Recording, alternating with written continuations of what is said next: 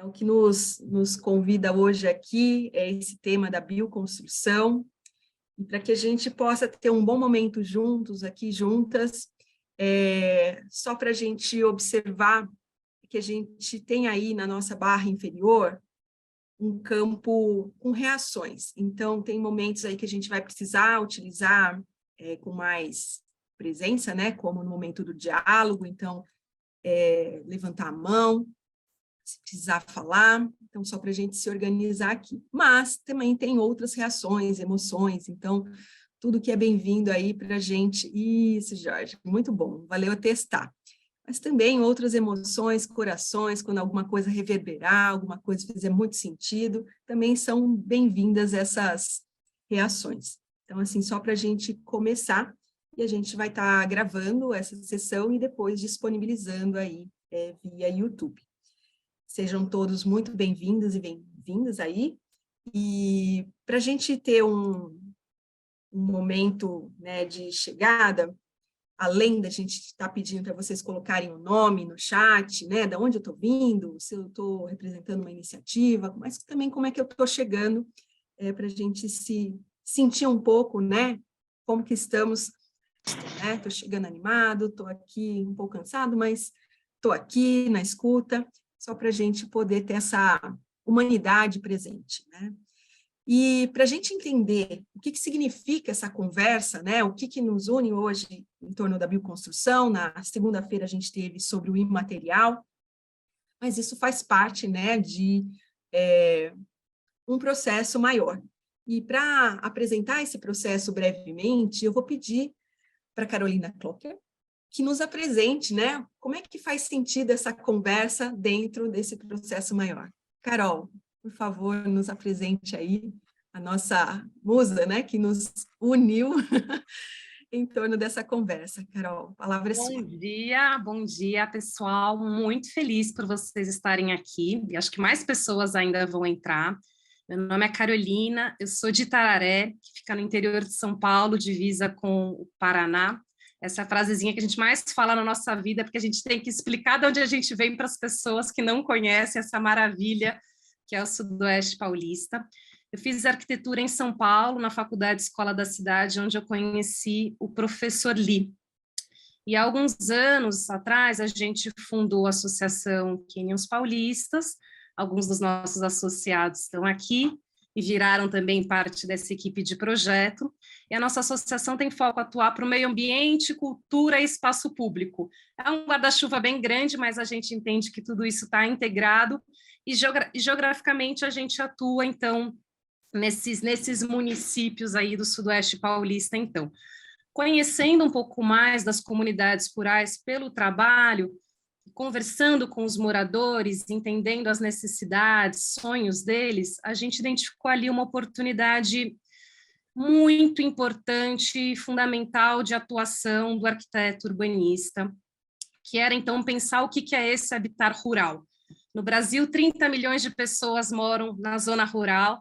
Se fôssemos um país, é uma população parecida com o Canadá, com a Austrália, e as políticas públicas, muitas vezes, não chegam ali, e essa questão fica, por vezes, muito abandonada também, enquanto pesquisa, atuação dos arquitetos, dos profissionais. Então, a gente, através de um edital elaborado pelo Conselho de Arquitetura e Urbanismo, que é quem, então, dá esse fomento, apoia esse projeto, a gente levou ali essa questão para fazermos um projeto participativo em 6 comunidades rurais do Sudoeste Paulista, 2 aldeias, 2 quilombos e 2 assentamentos, nos municípios de Itararé, Itapeva, Itaberá, Barão de Antonina e Itaporanga.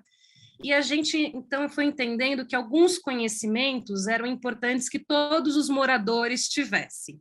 E esses conhecimentos sobre o que é o imaterial, identidade, cultura, questão relacionada à construção e à bioconstrução, água, energia, alimentos, a gente entendeu que não apenas os moradores daquelas comunidades precisavam saber, mas a gente achou que era importante expandir isso e convidar outras pessoas.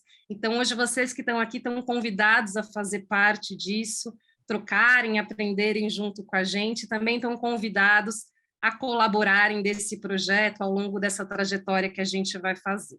Então, convido todo mundo a ficar atento nas mídias sociais da Escola da Cidade, da Associação Quenianos Paulistas, e a participarem com muita atenção dessa fala do Tomás, que vai ser maravilhosa, e das próximas que estão por vir. Então, um abraço muito forte a todos e devolvo a palavra para a Lara. Obrigada, Carol. É bom a gente entender, né? Sempre uma visão ampliada para a gente entender onde é que a gente está se localizando, como é que, né, o Tomás também está aqui, né? Também vai trazer um pouco a jornada dele, mas só apresentando o Tomás é um arquiteto urbanista, mas eu não conheci ele como arquiteto urbanista, eu conheci ele num treinamento em Ecovilas, em 2004. Então, assim, eu conheci o Tomás num outro contexto e depois fui desdobrando outras bordas, né, dessa relação. Mas, assim, é um querido de jornada, né, que a gente se encontra em vários contextos aí, seja no Gaia, profissionalmente, e ele traz uma jornada que nos conduz aí a entender a bioconstrução de uma maneira muito ampliada. E ele vai compartilhar isso conosco. Então, ele também faz parte da Sem Muros Arquitetura Integrada. E, Tomás, é uma alegria imensa ter você aqui conosco. Então, a palavra é sua agora e você complementa, né, o que a gente precisa saber, o que é importante saber dessa sua jornada aí.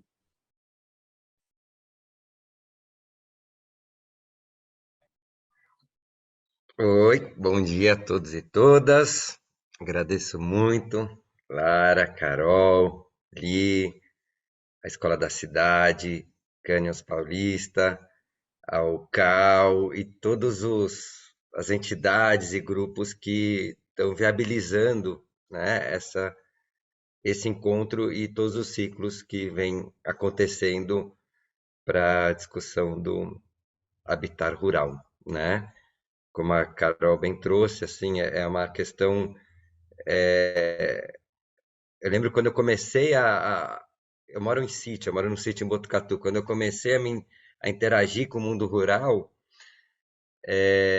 eu tinha que buscar nos livros de agronomia, de outras áreas, construções rurais, né? Isso nunca foi uma discussão no mundo da arquitetura, né? E é um tema interessantíssimo, em várias perspectivas.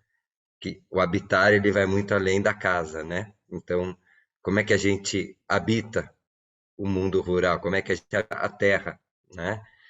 Quando a gente mora no meio urbano, o nosso foco está muito focado na edificação, né? E a gente esquece que a edificação ela tem relações, coisas que estão além dela, é importantes essas relações. Não, né? Então, que se discute no habitat rural, a gente está discutindo a nossa existência, a nossa integralidade, né?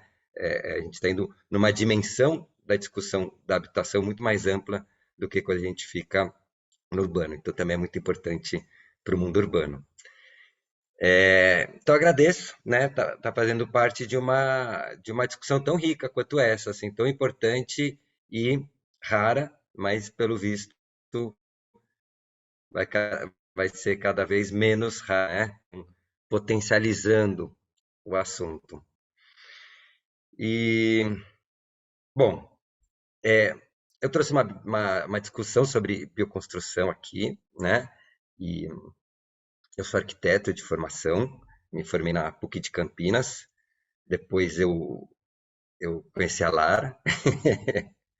Não, mas daí nesse período eu fui estudar permacultura, ecovilas, então eu fiz um estudo, né, para além do que a graduação me ofereceu, né, e isso me alimentou bastante e todo esse alimento me levou para morar nesse sítio que eu acabei de comentar, em Botucatu, que é o sítio Beira Serra, e estudar arquitetura mais na prática, associar a arquitetura à permacultura e tudo mais. Depois eu fiz mestrado na arquitetura da USP e a discussão do mestrado foi o habitat, né? Dentro do núcleo de pesquisa de habitat. E eu discuti muito a questão da produção da habitação, do pensamento da habitação por meio de práticas construtivas pedagógicas, né? E aí, nesse período, eu fui estudar duas pontas, uma ponta no Brasil, que são as práticas de canteiro experimental, canteiro escola, etc., e uma outra ponta, que é um grupo nos Estados Unidos que se chama Rural Studio, né? Então, é um estúdio rural que pesquisa habitações rurais no Alabama, né? E até poderia ter trazido alguma coisa dessa pesquisa aqui, mas não, acabei não trazendo. E aí, em todo esse período, eu mantive uma prática de arquiteto, essa prática de fazer o projeto e tudo mais, e após esse período, um pouco depois, eu me juntei com uma turma e a gente montou um escritório colaborativo de arquitetura que chama Sem Muros Arquitetura Integrada. Nesses entremeios, trabalhei como docente em algumas escolas, inclusive na escola da cidade. Fiz um projeto de pesquisa por meio do núcleo de aplicação, que não tem mais na escola da cidade, né? Junto com o Paulo Brasil, a gente foi trabalhar com os quilombolas em Helvécia, no sul da Bahia, né? E também teve toda uma discussão que tem a ver com o que a gente vai falar aqui. E participei de outras escolas. Atualmente eu estou numa pós de arquitetura e sustentabilidade na Belas Artes e dando cursos livres por aí. Então, acho que esse é o geralzão do Tomás. Então, eu vou abrir aqui a apresentação, tá? E aí vocês me falam se tiver algum problema. Tela cheia, tudo certo? Legal, gente. Bom, são 10h15, a ideia é ir com essa apresentação até 11h15, tá? E qualquer coisa vocês dão um alôzinho aqui para mim, que a gente fica meio no Zoom, a gente vai que nem né? Não tá vendo direito as pessoas. Então vamos lá. Combinado. Acho que dentro dessa minha apresentação, uma coisa que é muito importante é essa ancestralidade nossa, né? E dentro da arquitetura, eu tenho várias ancestralidades, né? Mas dentro da arquitetura, eu tenho um vô, que foi arquiteto, ele se chamava Zenon Lotufo, e um pai arquiteto, o Vitor Lotufo, né?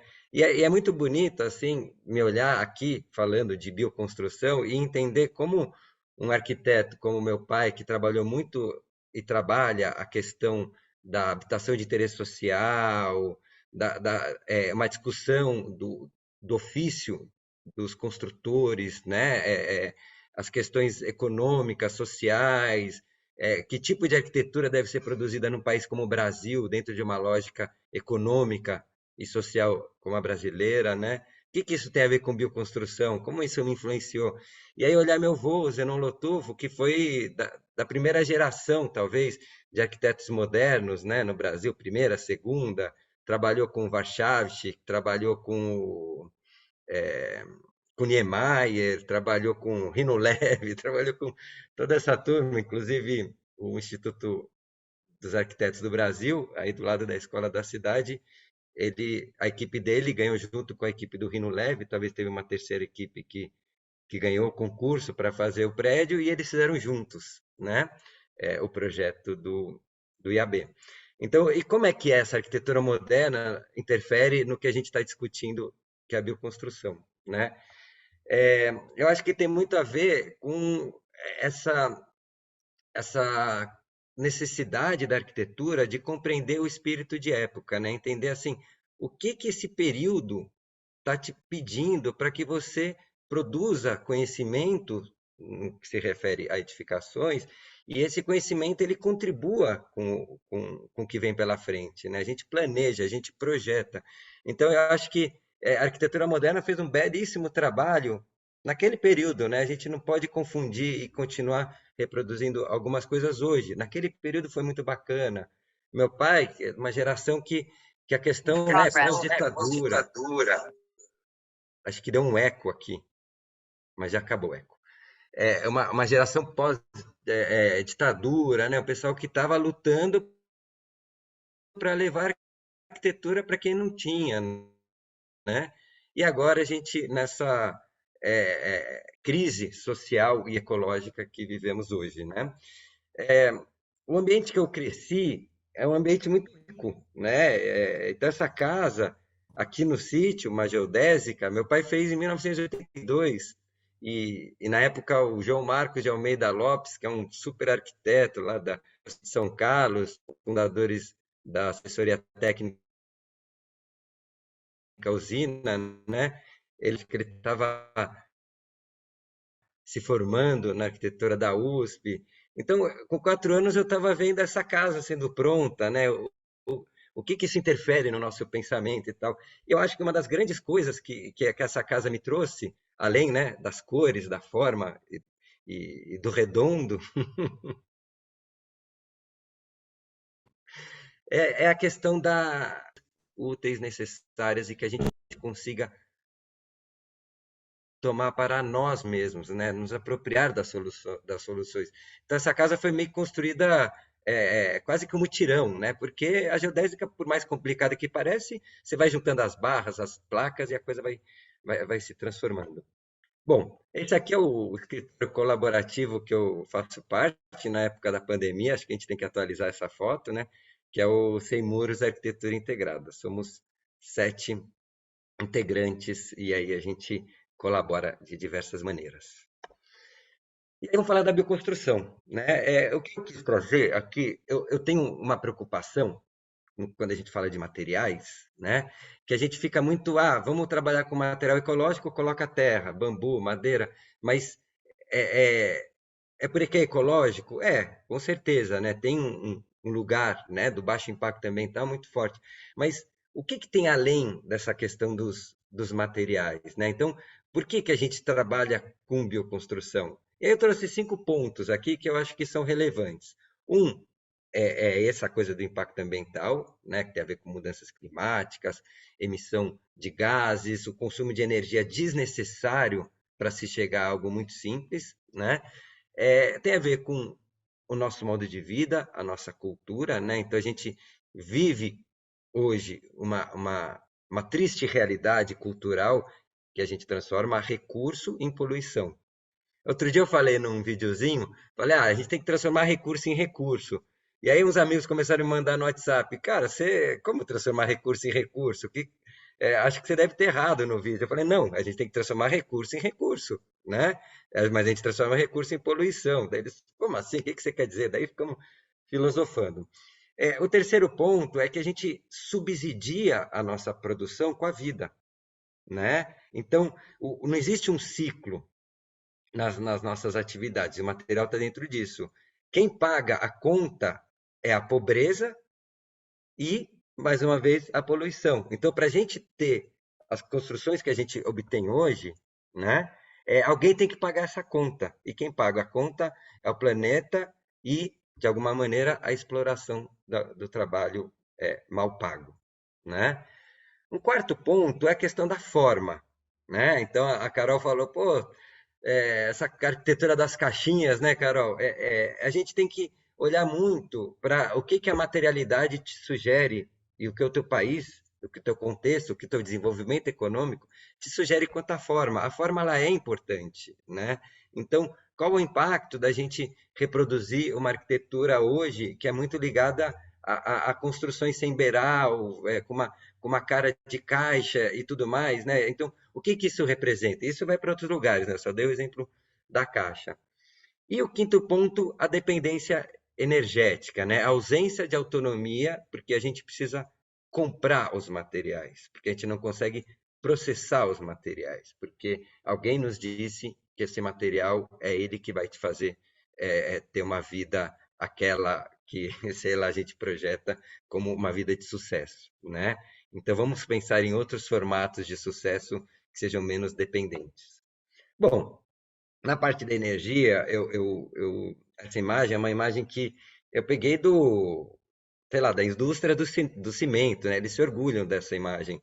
E eu acho que essa imagem poderia ter mais elementos, mas assim, pô, para pegar um negocinho que às vezes o cimento ele é muito bom, para, sei lá, colocar numa fundação, às vezes impermeabilizar uma laje, uma cisterna, mas para botar um tijolo em cima do outro, a gente usa uma matéria-prima que passa por um processo gigantesco social e ambiental, de muito impacto, super subsidiado, né? Gerador de poluição e que queima muito, gera muito, precisa de muito calor para acontecer, para colocar um tijolinho em cima do outro na parede, será que esse é um caminho, né? A questão da nossa cultura, né? Então a gente vive um planeta que não deveria ser cinza, mas a gente está transformando ele num planeta que é um monte de lixo empilhado, né? Por quê? Porque a gente tem uma cultura de transformar recurso em poluição. Então, como mudar essa realidade? O subsídio da vida, que eu estava falando, né? Ausência de ciclo, né? Então, isso é um exemplo que eu gosto muito do livro do Bill Mollison, um dos criadores da permacultura, e é que ele mostra assim, pô, por que precisa de tudo isso para pegar um ovo, né? Então, não tem ciclo de vida, é a ausência do ciclo. Eu tenho um galinheirinho aqui na janela de casa e é muito legal. Por sinal, ainda meu sonho de projeto é um viveiro numa ponta da casa e na outra um galinheiro. E o galinheiro está na janela da cozinha, que daí não precisa mais nem ter o cestinho para colocar os orgânicos, vai jogando para a galinha, né? E aí já facilita a tua vida. Então é isso. Você joga a casca da banana para a galinha, ela come, você pega o ovo, come e devolve para ela com outro alimento que de repente teu cocô virou adubo e virou uma fruta, a banana, e devolve para a galinha. Precisa do petróleo, da guerra do Iraque, agora não sei o que da Ucrânia. Tudo isso, né? Essas interfaces sociopolíticas, econômicas, para a gente poder comer um ovo, né? Então, a gente paga muito caro por tudo isso. E dessa forma, né? Sempre que eu vou participar assim, de uma conversa, eu escrevo no Google a palavra cá, arquitetura, e aí ele vai me dizendo como é que está, é o termômetro, né? Como é que está o nosso diferencial de casa, arquitetura e tal. E estou olhando em especial para um projeto ou outro, mas dá uma que governa, escreve em inglês, tá? Tem uma linguagem que governa o nosso mundo, né? Imaginário de casa, que é, então, seja uma casa de condomínio, seja uma igreja, um consultório de dentista, o veterinário, a loja de 1,99, né? É sempre essa solução de uma caixa que vai mudando os acabamentos. E qual é o custo disso? O custo são os 3 pontos anteriores: poluição, calor, etc, etc, etc, né? A caixa, ela pode ser muito boa, mas em situações específicas, né? Ela não pode ser a nossa regra de fazer uma edificação hoje no Brasil, né? E por último, a coisa da dependência, né? Então, o que a gente está trazendo quando a gente fala de dependência, né? Olha que loucura! Todos os animais constroem sua própria casa, menos a gente, né? Se a gente parar para pensar nisso, a gente fica meio doido, fala, mas por que a gente não? Ah, meu pai não me ensinou, minha mãe não me ensinou, né? Que loucura! O que aconteceu que a gente não sabe construir a própria casa? E qual que é a consequência de não saber construir a própria casa? Dependência, né? Então, tem uma discussão por trás da bioconstrução e das práticas pedagógicas construtivas e do mão na massa, e daí se quiser falar em inglês é do it yourself, e se a gente quiser falar em outras línguas é sempre, usa esses 10 cérebros que a gente tem e faz com que eles se somem ao 11º e seja uma pessoa feliz, livre, independente, quer dizer, interdependente, né? Então, assim, a gente perde habilidade a todo momento, cada vez mais alheios ao mundo dentro, né, do celular, sei lá. Mas assim, a gente perde habilidades que a gente tinha a todo momento, né? E aí, quando a gente perde habilidade, a gente fica inseguro, a gente não tem segurança sobre as coisas. Eu não sei fazer, né? Porque a gente não sabe mais fazer aquilo que é essencial para a gente. Eu não sei fazer. Então, eu fico dependente de alguém, porque eu tenho medo de não ter mais comida, eu tenho medo de não ter mais minha casa, eu tenho medo, vários medos, porque eu não sei fazer, né? Então, eu começo a ficar dependente de especialistas, né? Eu perco minha autonomia. E aí, isso tudo tem a ver também com iniciativa, né? Então, a gente não vai perdendo a nossa capacidade de resolver problemas é, que são essenciais à vida, né? Então, o comer, beber e morar são essenciais à vida. A gente precisa ter essa habilidade para poder ter iniciativa. Então, de repente, tem alguém nos dizendo o que é bom, tem alguém nos dizendo o que é adequado, porque a gente não sabe mais pensar por nós mesmos, né? A ausência da iniciativa é muito preocupante. Então, eu lembro quando eu saí da faculdade, eu saí pensando assim, o que é boa arquitetura? Eu percebi que eu não sabia o que era boa arquitetura, porque eu não tinha iniciativa. Eram os mestres, professores e professoras que me diziam o que era bom, né? É a televisão que me diz o que é bom, é o celular, é o Instagram. Mas o que eu acho que é bom? O que eu acho que é preciso, o que eu acho que é necessário? Então, essa falta de iniciativa tem a ver com a falta de habilidade e que tem a ver com assustadoras, né? E vamos falar de exemplos, de situações onde eu, dentro da minha vivência profissional, eu fui percebendo que a gente vai no caminho, digamos, contrário a esses 5 pontos que eu trouxe, né? No caminho da interdependência, no caminho da não poluição, né? No caminho de uma cultura proativa, né? Não caminho dos ciclos. Então, eu trouxe um exemplo inicial, que é um trabalho que a gente fez com o Xerente, em Tocantins, né? Foi um edital incrível, que precisava de gente que trabalhava com bioconstrução, tinha formação em arquitetura, trabalhava com permacultura. Putz, legal, então vamos nessa, né? E aí deu certo o edital e a gente foi fazer um projeto com eles desse centro de visitação e fortalecimento da cultura xerente.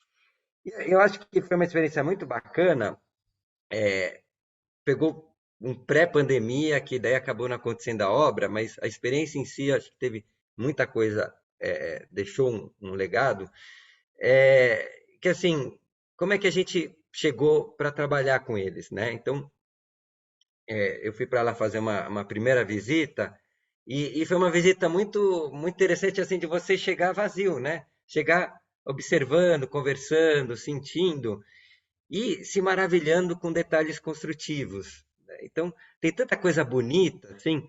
Por exemplo, a gente estava falando, né, da arquitetura no Brasil, como fazer uma arquitetura no Brasil que não receba tanta insolação, não fique recebendo chuva na parede, não aqueça demais, etc. E aí a solução que eles utilizam para sombrear a parede, né? Então a gente olha esse oitão, né, que geralmente está junto no nível da parede, né? E eles soltam para fora o oitão, né? Cria uma espécie de uma ventilação e ao mesmo tempo ele sombreia a parede de adobe. Puxa, que elemento maravilhoso, né? Que coisa rica da cultura, né? É, aí tem um outro elemento que eles colocam no beiral. Então, para ampliar o beiral, eles colocam essa pecinha fina de madeira que a bolsa tá pendurada, e com isso eles conseguem deixar o beiral, mudar a inclinação dele e deixar ele um pouquinho mais longo, né? E aí eles colocam a ponta dessa peça para dentro para poder pendurar coisas. Então, você resolve uma situação de pendurar coisas no elemento que é utilizado no beiral, né? O grafismo, né? O grafismo indígena, eu preciso estudar bastante assim para falar com mais propriedade sobre isso, né? Mas eu sinto que o grafismo ele está o tempo inteiro acontecendo, né? Seja numa pintura corporal, seja na produção de uma casa, né? Então essas telhas de palha, né? Elas são extremamente gráficas, né? Dá para ver isso nos desenhos que são feitos no corpo, né? E isso tem a ver com o processo construtivo, o processo de produção, como é que dobra a palha, como é que coloca ela na ripa, como é que encaixa a ripa no telhado, né? Então, o desenho ele tem muito a ver com o processo, né? Não é um desenho alienado, é um desenho, você penteia as coisas para que a água desça, se organize, né?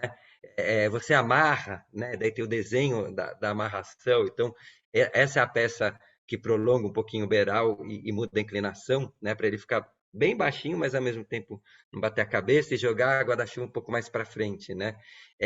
A gente chama isso de cachorro, né? É cachorro porque é como se fosse o focinho do cachorro.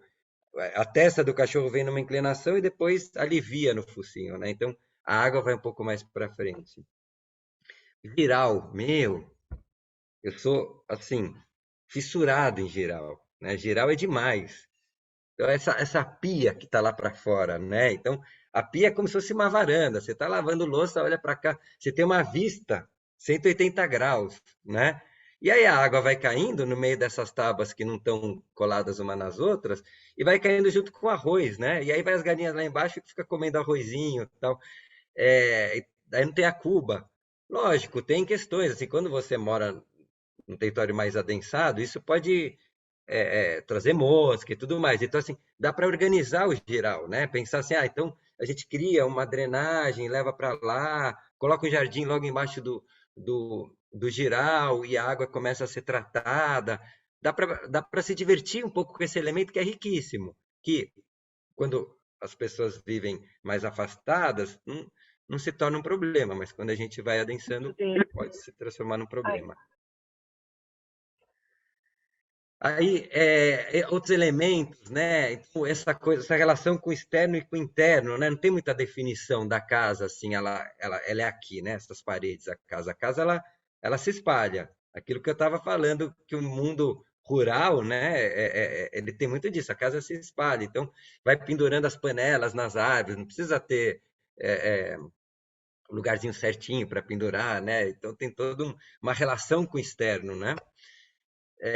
E aí nessa visita, acho que foi na segunda visita, só de observação, eu me deparei com a Noemi, que é uma indígena xerente, né? E ela passa com esse buriti nas costas. Eu olho e falo, puxa, deixa eu observar a Noemi que vai sair coisa boa daí, né?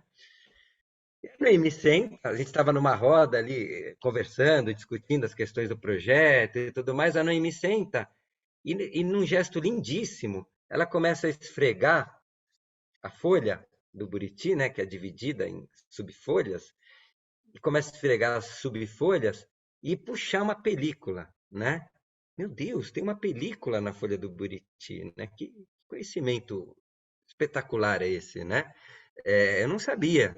E aí, mas o que será que ela faz? E muito bonito também é a relação com o corpo, né? Então, o jeito que ela senta é um jeito assim que é muito bonito, né? É quase que um alongamento, um exercício de ao mesmo tempo que eu estou trabalhando, eu estou aqui me alongando, eu deixo, né, a coluna reta, é muito bonito. E no meio do dedão ali, ela vai lá e vai colocando essa película. Essa cena é linda, né? E eu chego mais perto da folha e tiro essa foto, né? Então você tem aqui a película e a folha, né? O que ela vai fazer com essa película? Depois elas colocam no varal, deixa secar a película e pega essas fibrinhas que ficam secas e começa a enrolar com as mãos ou enrolar na coxa da perna. E vai virando uma mini cordinha. E aí essas cordinhas vão juntando e vira uma corda mais grossa. E aí eles fazem uma rede de corda. E aí, de repente, a película do buriti vira uma rede e a folha do buriti vira parede, né? E tudo foi aproveitado, tudo teve uma existência, né? Uma conexão. Não tem essa coisa, né, que a gente inventou, que é a poluição, que é o lixo. Sabe o que se fazer com as coisas e como fazer melhor, né? Tudo é aproveitado e com muita beleza, encantamento, etc. Né? Bom, mas eu estava lá não para ficar só lá babando, né? Que eu fiquei babando, né? Tinha um compromisso de, com participação, projetar o Centro de Fortalecimento da Cultura Xerente, né? Que era um espaço cultural para educação, festividades e algumas casas para receber turistas, né? Dentro da lógica do etnoturismo. Só que eu fiquei meio atrapalhado, assim, está chegando, né? Tem uma cultura e tal.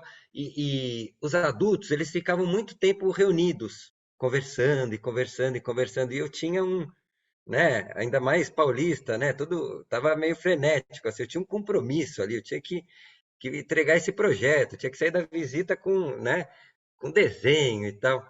E eu vi que as crianças, elas não estavam na reunião e estavam lá se divertindo, rodeando a reunião e tal.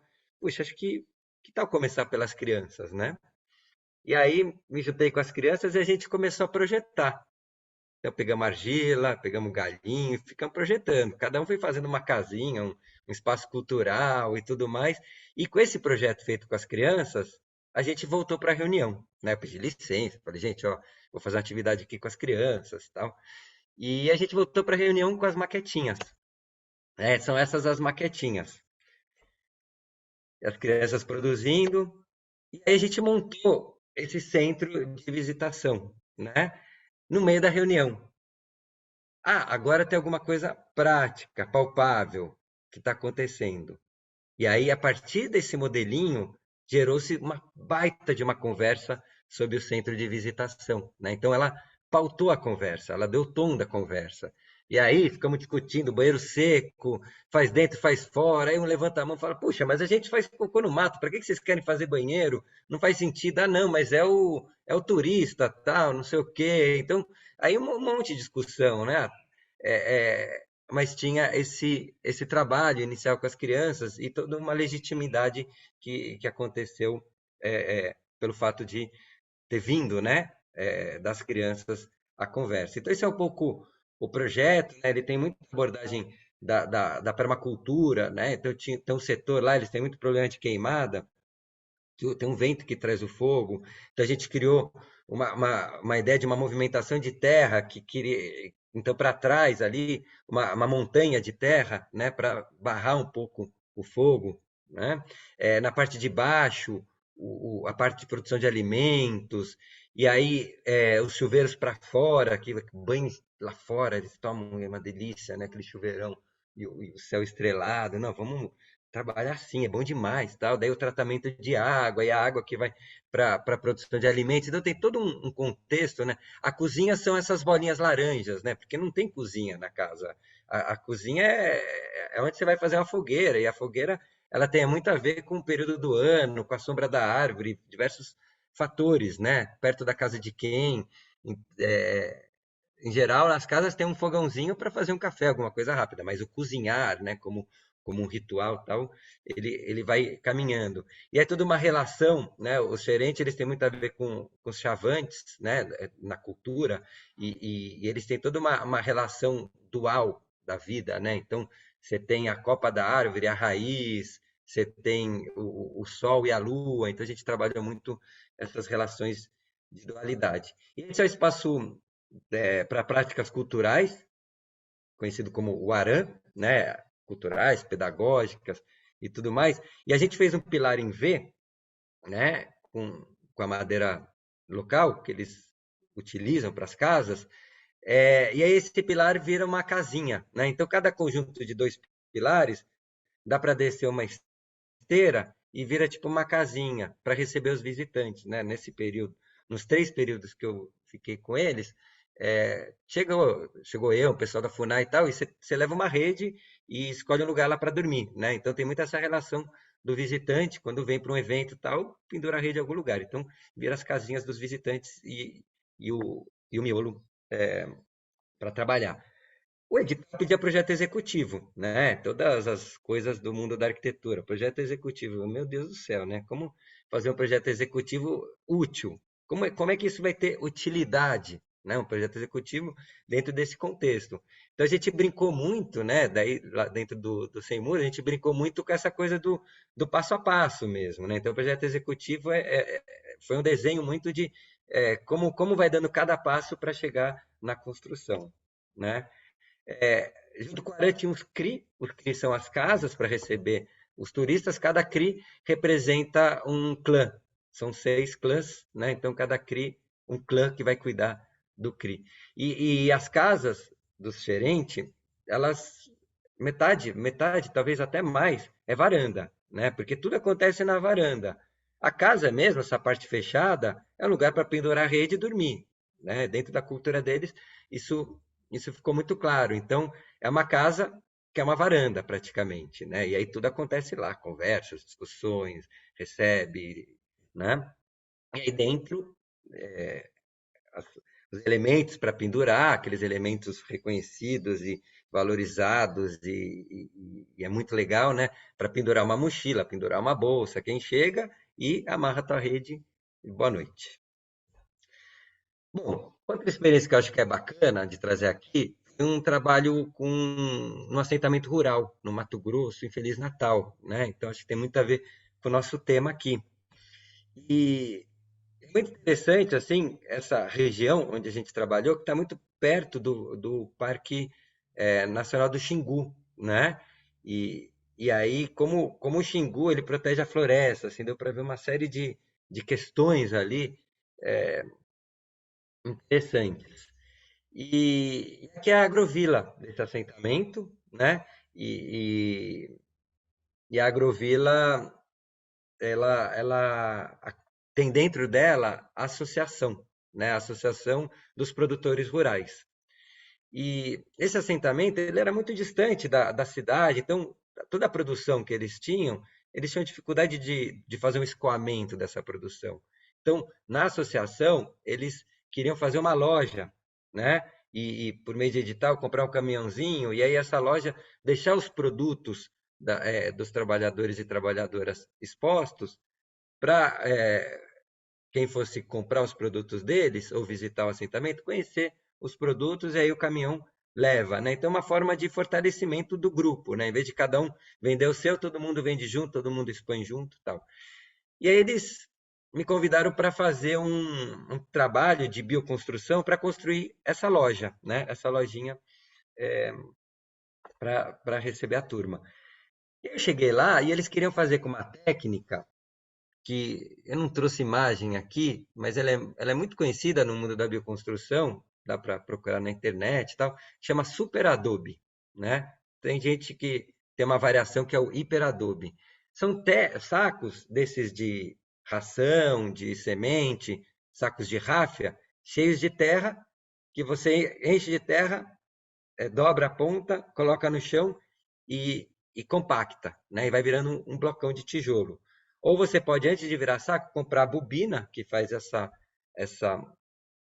que faz os sacos e vai enchendo de terra que nem encher uma minhoca, assim, né? Encher uma linguiça e vai compactando. Esse é o super adobe. Eles queriam fazer com essa técnica, que eles tinham visto umas reportagens sobre isso e tal. E a gente ficou procurando esses sacos e não achava na região, né? Então, o que eu queria trazer desse exemplo, que é um exemplo que, assim, a técnica construtiva de bioconstrução, ela veio dentro de um processo pedagógico. Então, na medida que a gente percebeu que eles não tinham o saco, a gente combinou de fazer uma atividade pedagógica, de exercitar várias técnicas construtivas e, a partir desse exercício, definir como é que a loja seria construída, né? E a gente combinou de fazer, não a loja nesse primeiro momento, de fazer um outro espaço que eles precisavam, que ia ficar mais escondido, então dava para ser tipo um carnaval de técnicas, cada parede com uma técnica, que é a casinha de sementes, onde eles levam as sementes para fazer muda e do lado tem o viveiro, né? Então a gente fez isso. E aí foi muito bacana o processo que o primeiro passo era um reconhecimento de recursos, né? O que que a gente tem aqui, como é que a gente pode trabalhar com os recursos que tem aqui. E aí a gente encontrou um cemitério de madeira lá, porque encontrou não, o pessoal falou que tinha um cemitério de madeira. Tem uma dinâmica naquela região que o pessoal desmata, né? Os madeireiros e tal desmatam, e eles têm uma cota, uma autorização de tanto que eles podem tirar, e tem que ser, né, em, em glebas, né, que vão mudando.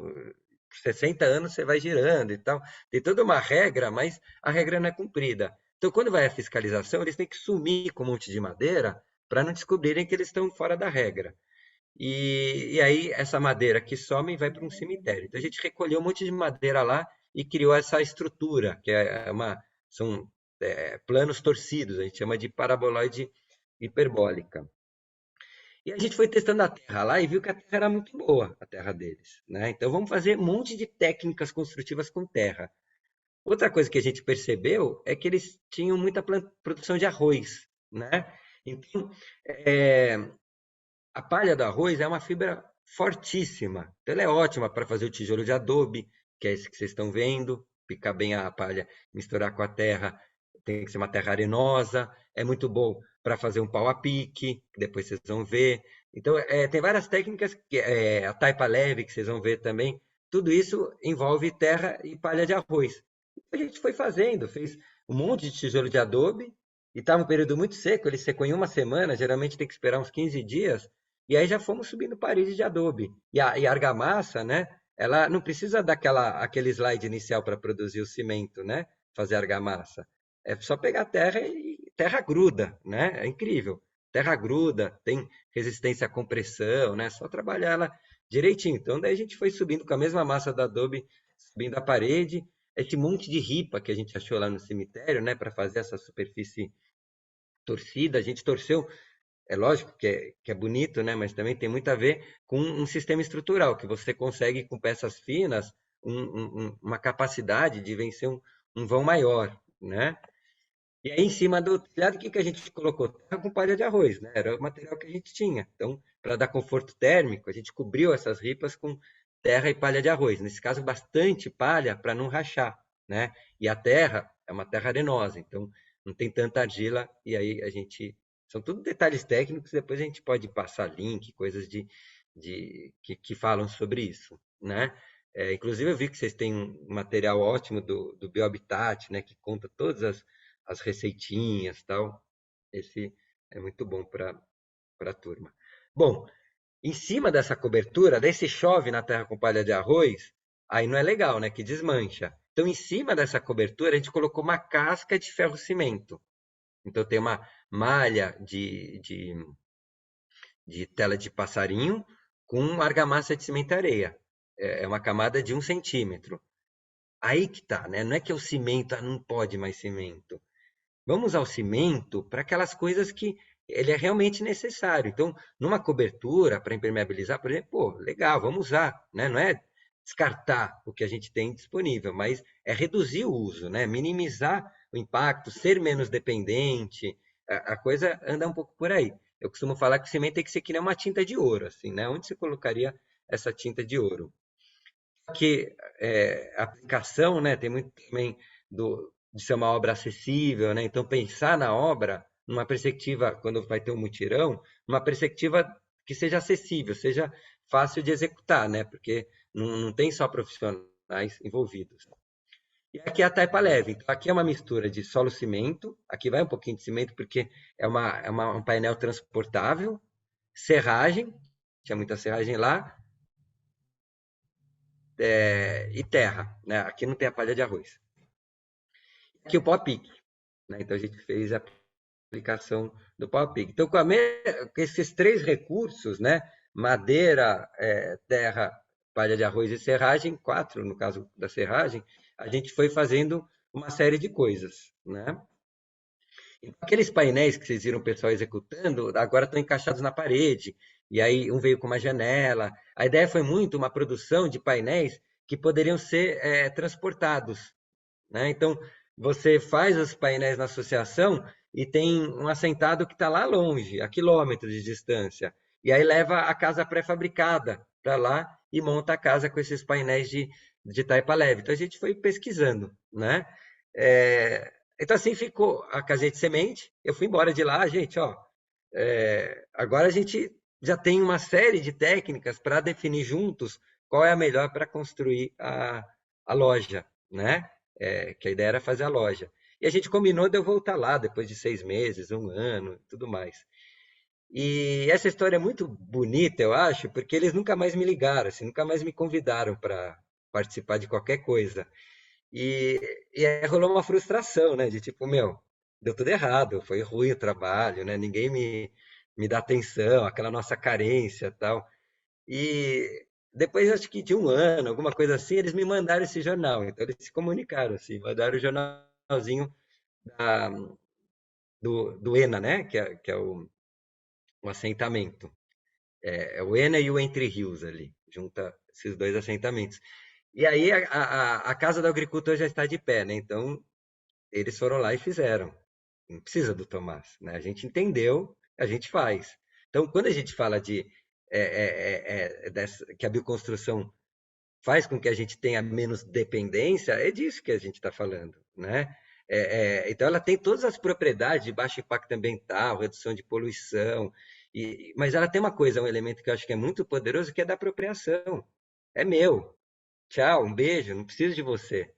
E aí, depois dessa frustração, veio uma alegria gigantesca, né? Que daí caiu a ficha. Eu entendi qual que é a grande força da bioconstrução.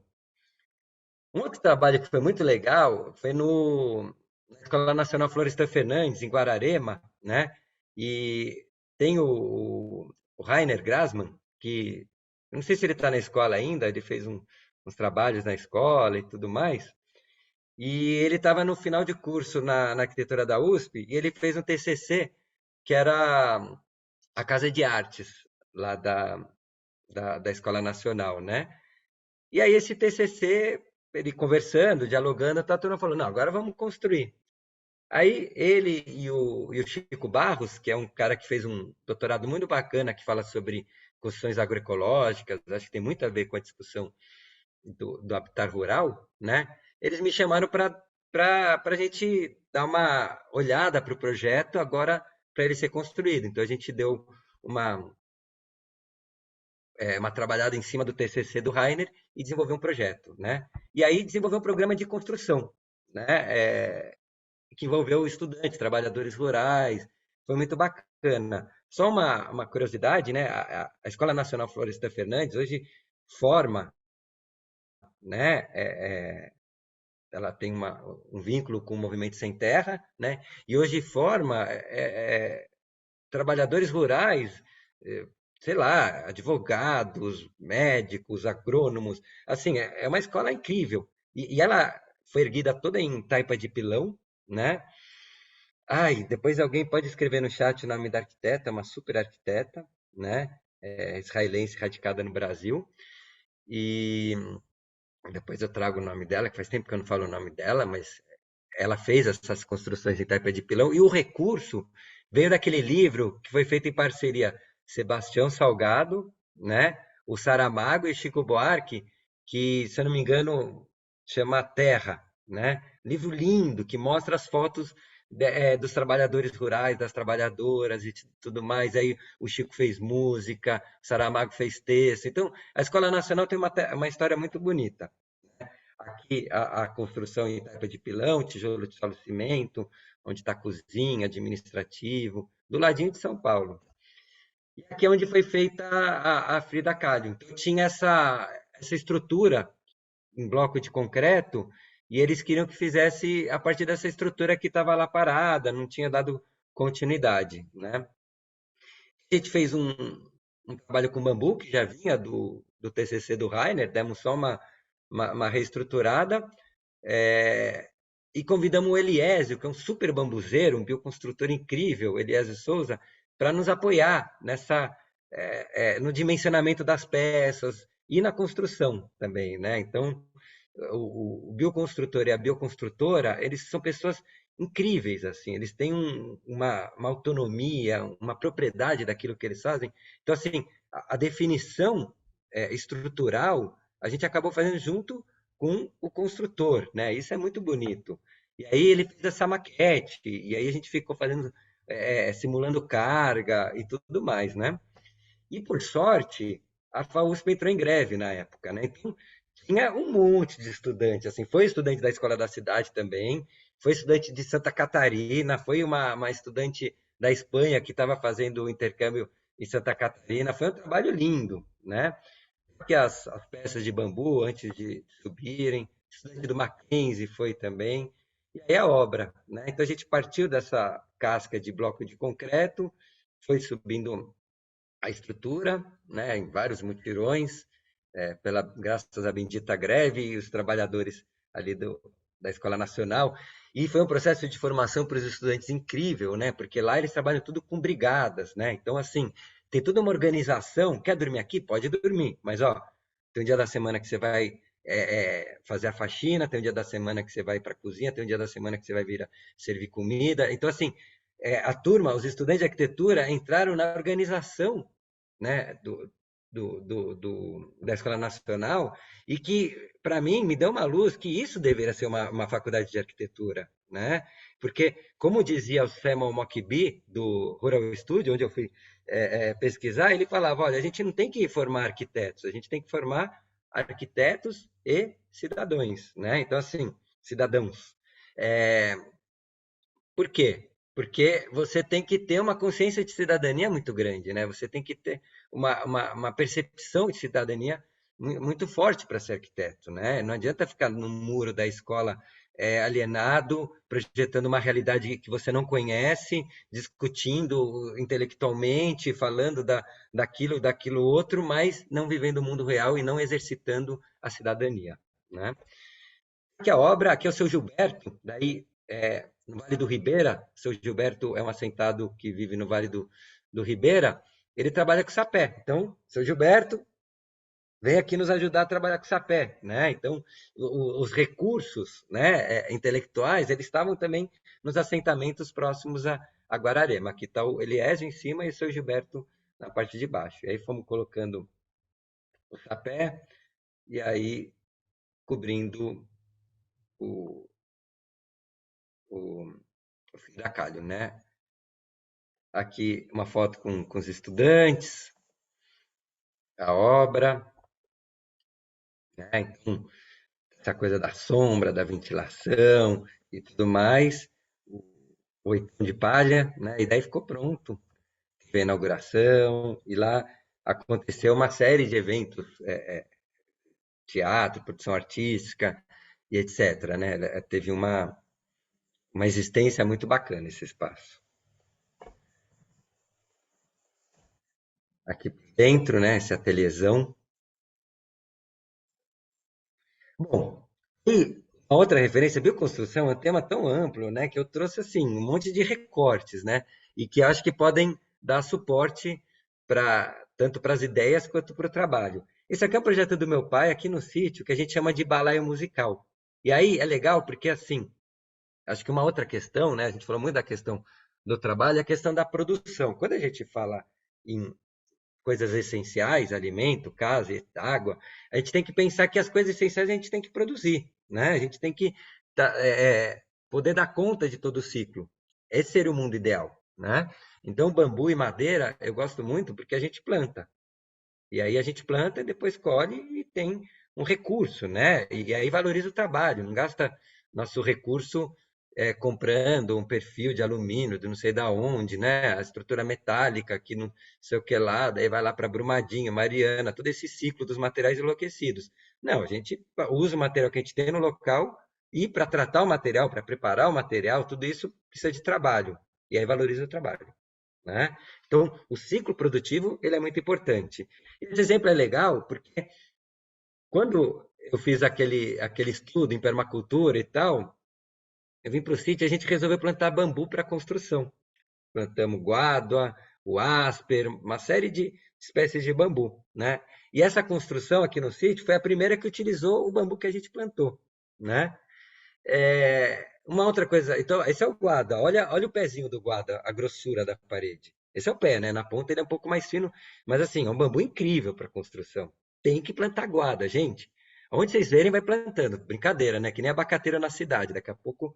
Não, mas é importante plantar guarda. É um bambu maravilhoso. E tão maravilhoso quanto o guarda é o Pedro e os outros construtores que participaram dessa obra, que é essa gente da bioconstrução, que trabalha com bioconstrução, jovens, empoderados, que têm causa, propósito, acreditam naquilo que faz coisas lindas e são bem pagos também, né? Por quê? Porque mudou a lógica. Agora o trabalho tem valor.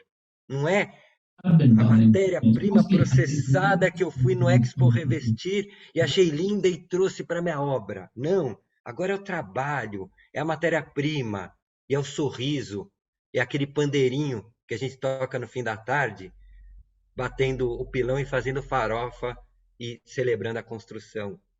Acabou a obra da opressão, a obra daquele ambiente machista. A gente tem que ir para um outro lugar. E a bioconstrução traz a gente para esse outro lugar, né? Aqui o João e o Brendo, também os bioconstrutores que fizeram parte da obra, coletando um guado. E os caras são fortes. Olha como é pesado o guado, né?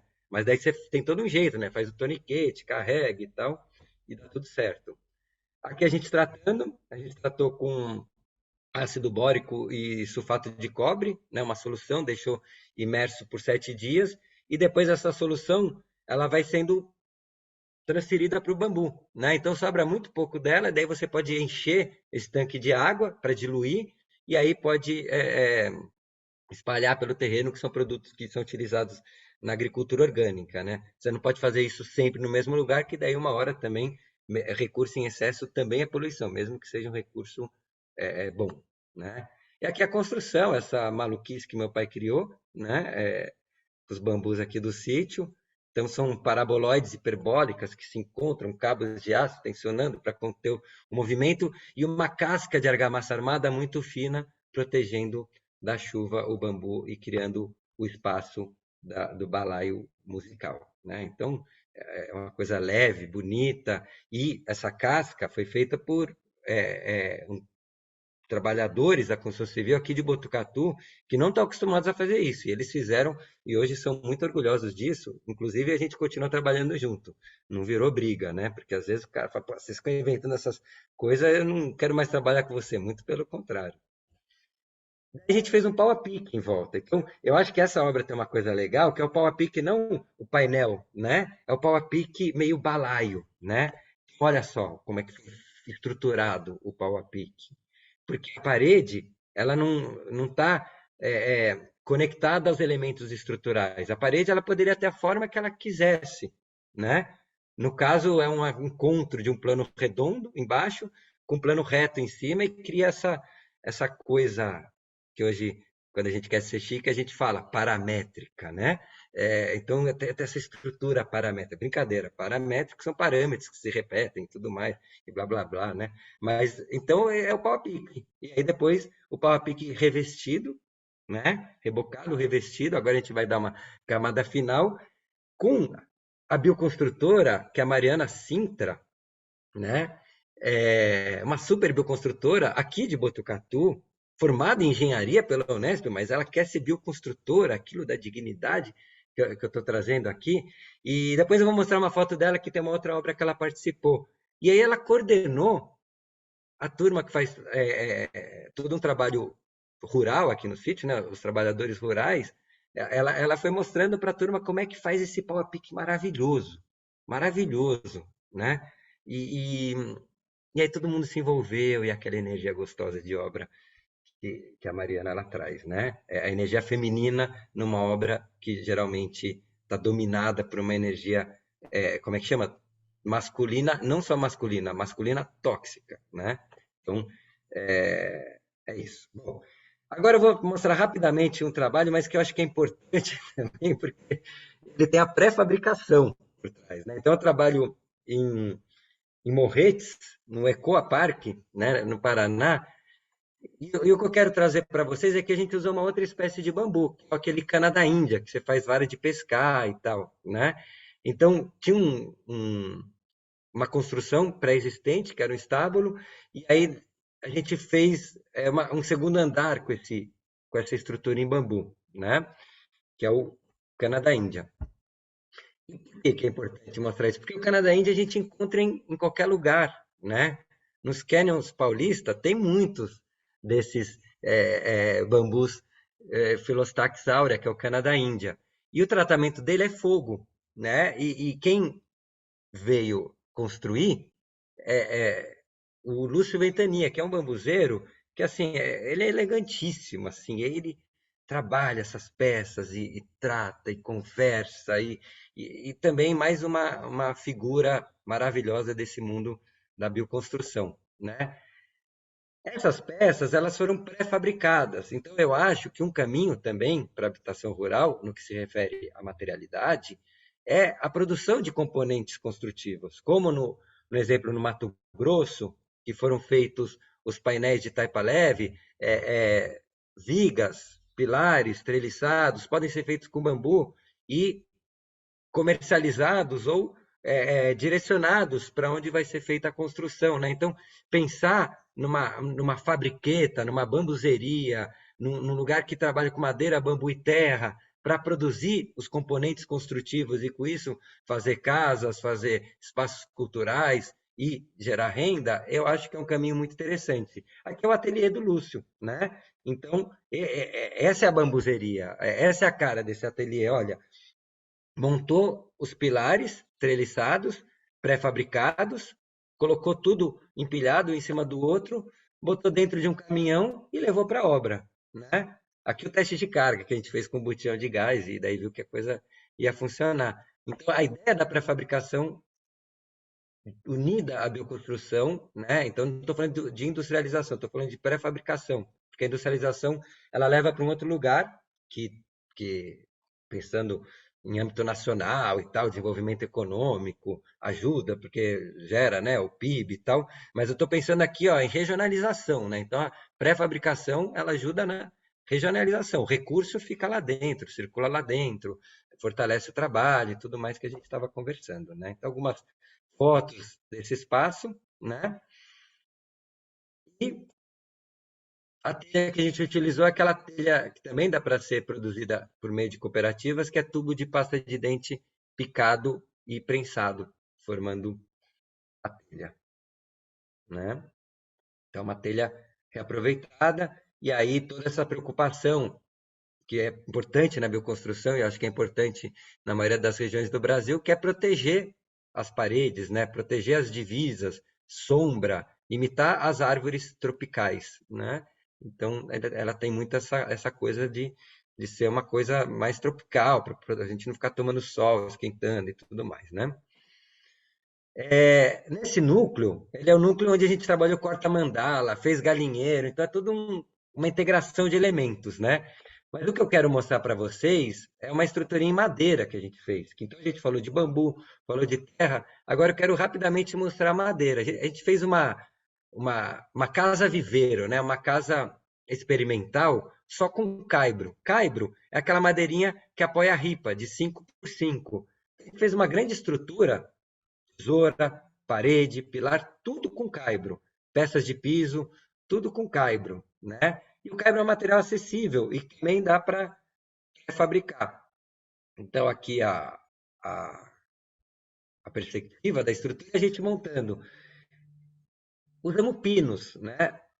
No Paraná, a turma planta pinos há muito tempo, então você consegue pinos de 40 anos de idade, 30 anos de idade para usar como matéria-prima. Apesar de não ter tanta resistência estrutural quanto uma peroba, você consegue uma madeira com boa qualidade se você fizer um bom desenho estrutural, né? Então, o pinus pode ser plantado, mas pode ser plantado o mogno africano, o cedro australiano, uma série de espécies nativas que servem para construção, mas daí é um pouco mais complicado porque você precisa regulamentar o plantio, mas tem uma série de possibilidades de produção de madeira para construção que a gente precisa explorar. Então, aqui a gente fazendo a parede dessa estrutura em madeira, né? E aqui a gente levando a parede. Também um desenho de obra que facilita a construção coletiva, né? Então, parede leve, uma grande estrutura que encaixa nos pilares. A gente encaixou nos pilares e depois vieram as tesouras que encaixam na parede, feitas de caibro, e assim a gente foi montando esse esqueminha meio que pré-fabricado, né? E foi formando a tal da casa viveiro. Então, aqui as tesourinhas empilhadas, como no exemplo do bambu, agora com madeira, e depois vocês vão ver a estruturinha coberta. E aí trabalhamos com tijolo de adobe, como no exemplo do Mato Grosso, para fazer parede. Trabalhamos com parede de taipa de pilão, que é terra compactada, né? Então, essa bancada foi feita com taipa de pilão, e assim ficou a estrutura, essa experimentação, pensando a possibilidade de fazer uma casa toda em caibro, né? Será que é possível? Sim, foi possível, né? Agora, se fosse uma casa, é aqui dentro de um parque, ninguém vai morar. Então, se fosse uma casa, agora seria fechar as paredes, como eu vou mostrar um exemplo para vocês, né? Então, aqui, os caibros, vejam as pecinhas para dentro também, quase que uma referência aos indígenas, aos xerentes. E aí, fechando a discussão com a madeira, eu trouxe dois exemplos rápidos. Um, que é Mais uma vez, a aplicação do pinus como madeira para construção. É um chalé em Urubici, Santa Catarina, que eles têm muita disponibilidade também do pinus.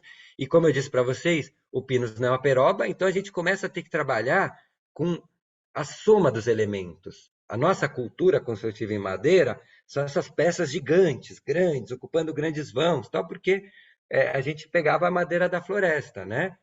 E madeiras nobres, muito boas. Agora a gente também tem que mudar um pouco o sistema estrutural, a linguagem construtiva, para permitir que madeiras não tão fortes possam ser usadas na construção, né? Então, para vocês terem como exemplo, essa cobertura é uma grelha de madeira, uma grelha feita com tábuas, tá? E a parede também é uma grelha feita com tábuas. E aí essas grelhas, elas recebem seus fechamentos, pau a pique, tábua queimada, com a técnica japonesa de passar o maçarico na tábua e com isso você protege, em cima no telhado forro. E aqui o ateliê, né, de um marceneiro, depois eu posso passar o nome para vocês, dele fazendo as peças e depois foi para a obra, pré-fabricação de novo, né? E aqui a produção. Então, cada quadrado dessa cobertura, né, dessa grelha, foi feito com tábua. E depois foi juntando os quadrados e formando essa grande telha. Não tem uma tesoura, o telhado, não tem. A grelha é a estrutura, né? E aqui o fechamento das paredes, que estavam sendo colocadas as tábuas, e depois ficaram espaços para o pau a pique, né? Só que essa obra ainda não está pronta, então a foto final é essa da obra quase pronta. Eu trouxe o render, né? Porque daí o render mostra a casa, como é que ela pretende ficar. É um chalé, uma casa de 35 metros quadrados. Aí tem o mezanino para dormir e tudo mais. Bom, e por último, a aplicação, né, do pau a pique numa estrutura em caibro. E esse trabalho teve a colaboração da Luísa, que fez a Escola da Cidade. Hoje ela está fazendo um trabalho lindo com a Mariana Montag. Estão fazendo uma casa no México para uma abuelita. A Luísa é demais. E então, a estrutura em caibro também, quer dizer, a estrutura de parede e cobertura, mas os apoios das paredes, a parte de baixo madeira 5x15, de tudo de demolição, né? Aqui o sistema estrutural, beiral, proteção, né? Então a gente fez, como o beiral ele sobe, né? A gente criou um anteparo para proteger, depois vocês vão ver, para incidência solar, e aqui a estrutura em caibro, né? Então, tudo caibro de demolição, nesse caso não foi o pinos. Aí a gente colocou o forro na cobertura, uma manta aluminizada e essas telhas leves por cima, né? Aqui é a Mari, Mariana Sintra, construtora, maravilhosa, talentosíssima e que faz com que a obra vire um território terapêutico, assim, uma atmosfera muito, muito agradável. Daí ela coordenou a equipe de construção e construiu junto para fazer todo o pau a pique, seus acabamentos e sempre que eu chegava na obra a energia estava maravilhosa, né? Então, agora o pau a pique dentro da lógica dos painéis, né? Inserido nesse esqueleto de caibro e a casa nos seus momentos, né? Daí a casa fica pronta, a gente não tem foto, porque a gente parou de ir na obra. Em breve eu consigo uma foto dela pronta, mas a casa está lindinha e está pronta. Foi isso, gente. Aqui, contatos, tem meu Instagram, Instagram do Sem Muros, e-mail do Sem Muros, esqueci de colocar meu e-mail, nosso site, e agradeço a atenção, né? E agora a melhor parte, que é o bate-papo. Obrigado. Maravilha, Tomás. Que delícia, né? Esse banho de técnicas de terra, de madeira, de bambu. Muito inspirador para a gente pensar e olhar o Sudoeste. Mas agora a gente vai fazer uma pausa técnica para a natureza, chamada da natureza. Vamos pegar uma aguinha, vamos correr no banheiro e a gente já volta aqui em 5 minutos. A gente volta 11h25, ok? 6 minutinhos aí, a gente já volta aqui. Até já!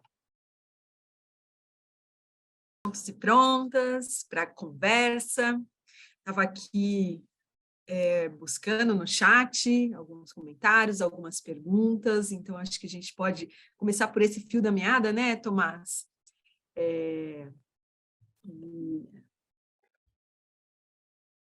A gente tem, né, desde o material vai estar disponível, a gente está gravando, vai estar no YouTube. Outros detalhes, o Tomás pode dar alguns links aí para a gente.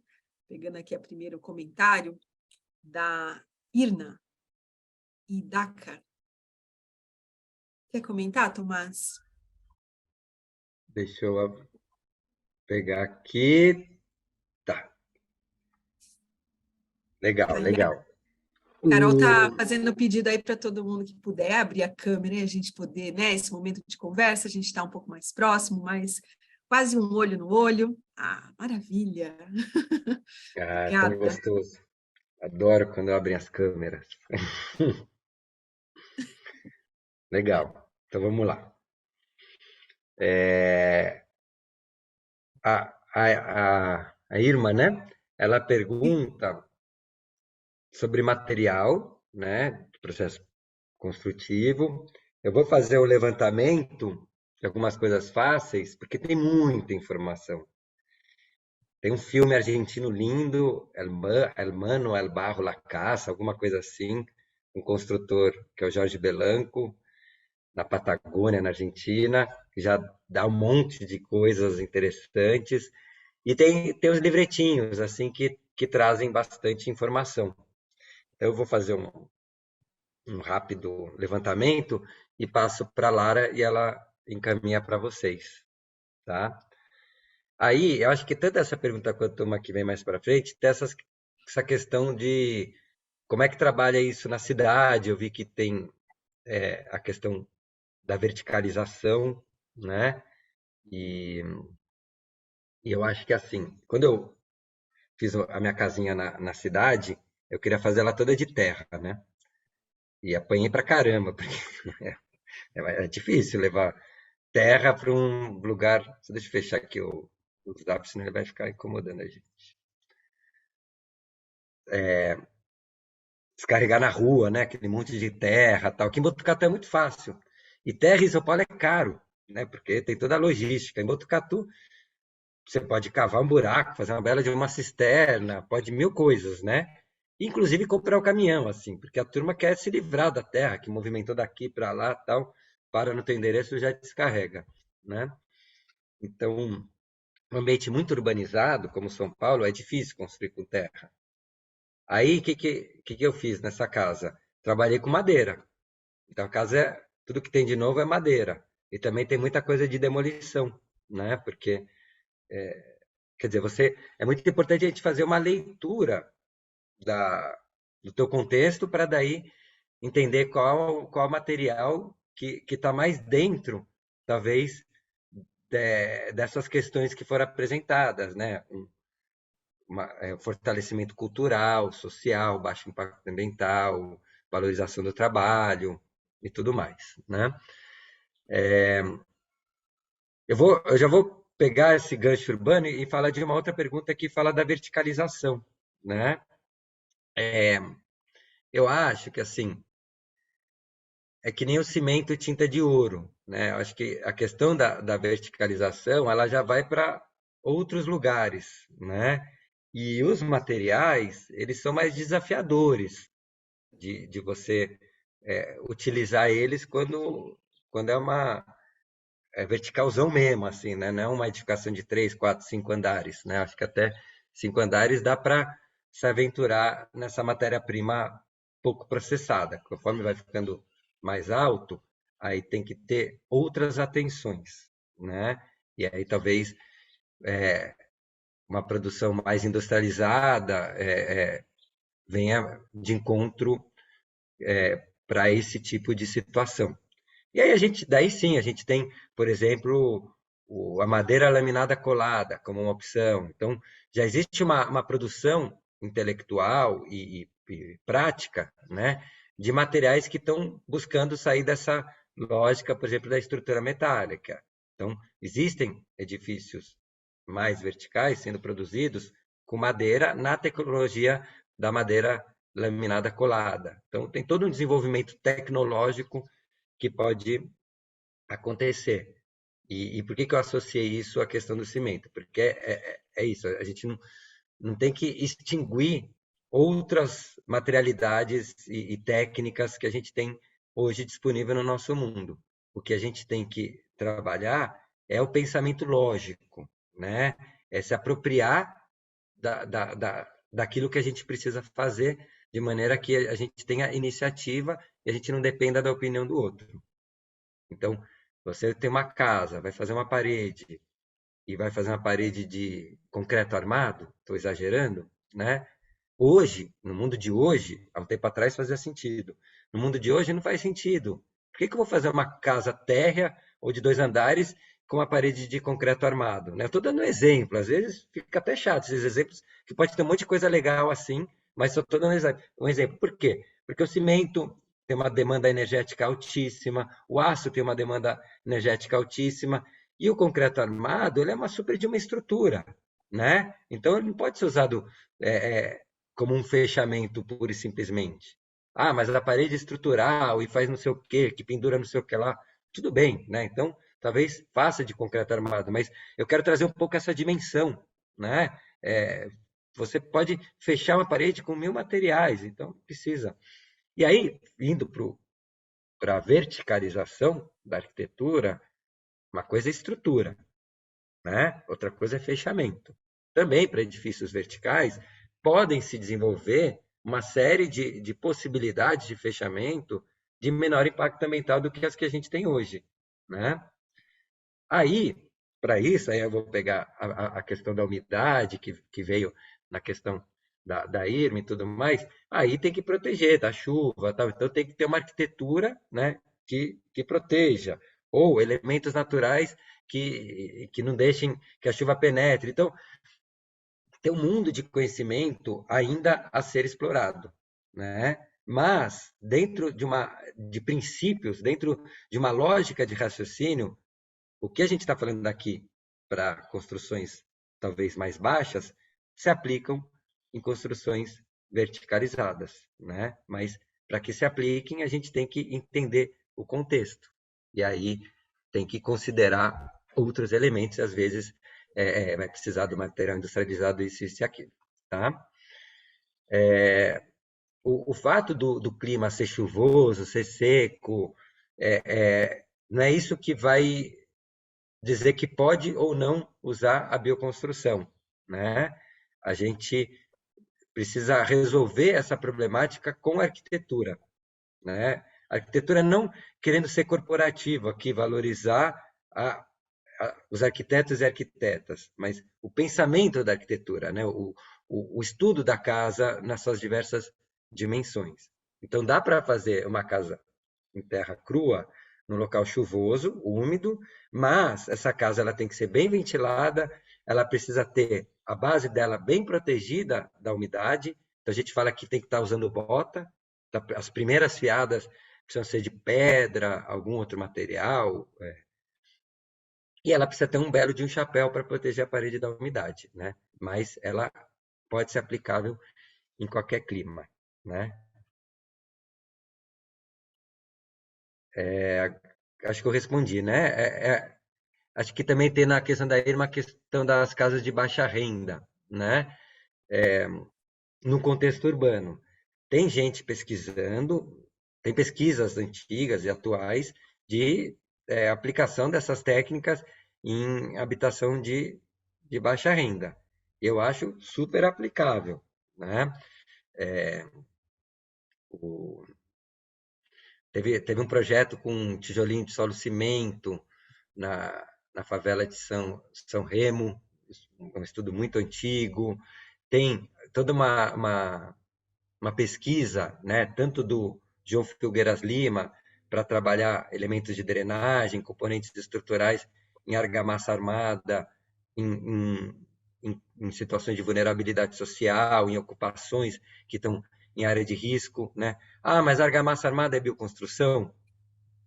Aí que tá. Quando a gente fala de bioconstrução, né, na minha perspectiva, A gente está usando uma lógica de pensamento, né? Argamassa armada são placas muito finas que usam tela, né, de arame e cimento e areia. Mas você está otimizando o uso do material. Então, daí vai essa coisa de nomenclatura, mas então não é tão bio assim. Não, mas é de muito baixo impacto ambiental. Então, puxa, é interessante, né? Então, a gente tem uma série de pesquisas acontecendo. No Equador, tem muita pesquisa com painéis de bambu para casas de baixa renda, né? A madeira, também no Chile, tem vários estudos com madeira em habitação de baixa renda. Então, existe sim uma série de possibilidades mesmo no ambiente urbano. E se entra na lógica da pré-fabricação, o processo construtivo da casa também favorece o que vem depois da casa. Que é, olha, esse conhecimento de construir a casa, será que eu posso aplicar ele e agora isso virar trabalho para mim?